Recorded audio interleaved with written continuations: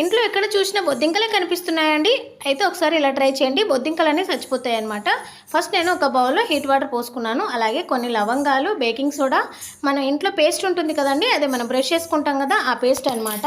ఏ paste అయినా సరిపోతుందండి. నేనైతే దంతకాంతి వాడుతున్నాను అనమాట. ఈ పేస్ట్ని ఒక చిన్న స్పూన్లో పెట్టేసి బాగా కలిపేయాలండి. అదే వాటర్లో బాగా కలిపేసిన తర్వాత పైన క్యాప్ పెట్టేసి 1 అవర్ పాటు పక్కన పెట్టేయండి. ఇలా 1 అవర్ తర్వాత ఓపెన్ చేసి ఒకసారి కలిపేసిన తర్వాత ఒక జల్లెడ తీసుకొని చిన్న గ్లాస్లో వడపోసుకోండి వాటర్ని. ఈ వాటర్ని మన ఇంట్లో స్ప్రే బాటిల్ ఉంటుంది కదండి, ఆ స్ప్రే బాటిల్లో ఈ వాటర్ పోసేసి మనకు బొద్దింకలు ఎక్కడెక్కడైతే ఉన్నాయనుకుంటున్నామో అక్కడక్కడ స్ప్రే చేసేస్తే సరిపోతుందండి.